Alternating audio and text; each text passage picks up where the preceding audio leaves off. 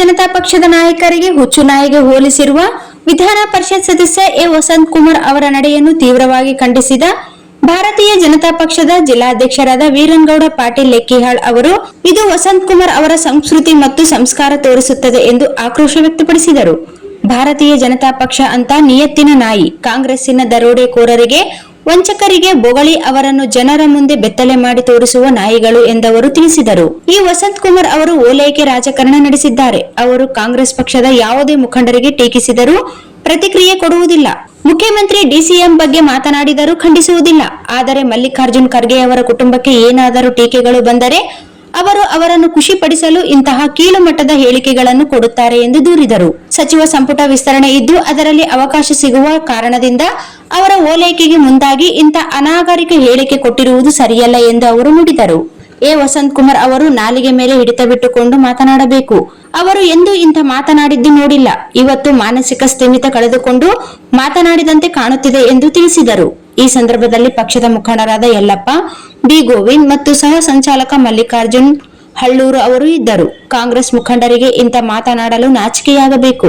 ಏಕೆಂದರೆ ಕಾಂಗ್ರೆಸ್ ಮುಖಂಡರೇ ದ್ವೇಷ ಭಾಷಣ ಕುರಿತು ಸದನದಲ್ಲಿ ಮಸೂದೆ ಜಾರಿಗೆ ತಂದಿದ್ದಾರೆ. ಈ ದಿನ ಅವರೇ ಆ ಕಾಯ್ದೆ ಮೀರಿ ಮಾತನಾಡುತ್ತಿದ್ದಾರೆ. ಮಲ್ಲಿಕಾರ್ಜುನ್ ಖರ್ಗೆ ಆಡಿದ ಮಾತು ಭಾರತದ ಜಾತ್ಯತೀತ ನಿಲುವಿಗೆ ಧಕ್ಕೆ ತರುವಂತಾಗಿದೆ. ಇದು ವಸಂತ್ ಕುಮಾರ್ ಅವರು ಅರ್ಥ ಮಾಡಿಕೊಳ್ಳಬೇಕೆಂದರು. ಮಲ್ಲಿಕಾರ್ಜುನ್ ಖರ್ಗೆ ಅವರು ಮಾತನಾಡುವ ಶೈಲಿ ನೋಡಿದರೆ ಕಾಂಗ್ರೆಸ್ ಪಕ್ಷದ ಅಧ್ಯಕ್ಷರಲ್ಲ, ಅವರು ಮುಸ್ಲಿಂ ರಾಷ್ಟ್ರೀಯ ಸಂಘಟನೆಯ ಅಧ್ಯಕ್ಷರಂತೆ ಕಾಣುತ್ತಾರೆ ಎಂದು ವ್ಯಂಗ್ಯವಾಡಿದರು. ಭಾರತೀಯ ಜನತಾ ಪಾರ್ಟಿಯ ನಾಯಕರುಗಳ ಬಗ್ಗೆ ಅತ್ಯಂತ ಕೀಳು ಮಟ್ಟದ ಪದಗಳನ್ನ ಬಳಕೆ ಮಾಡಿರ್ತಕ್ಕಂಥದ್ದು ತಾವೆಲ್ಲ ಕಂಡಿದ್ದೀರಿ. ಬಿಜೆಪಿಯಲ್ಲಿರ್ತಕ್ಕಂಥವರೆಲ್ಲರೂ ಹುಚ್ಚು ನಾಯಿಗಳು ಅಂತಕ್ಕಂಥ ಪದವನ್ನ ಸನ್ಮಾನ್ಯ ಎ ವಸಂತ್ ಕುಮಾರ್ ಅವರು ಬಳಸಿದ್ದಾರೆ. ಅದರಲ್ಲಿ ಸ್ವಲ್ಪ ಕರೆಕ್ಷನ್ ಇದೆ.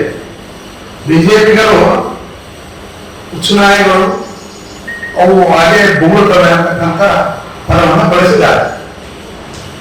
ಸಣ್ಣ ವ್ಯತ್ಯಾಸ, ಕರೆಕ್ಷನ್.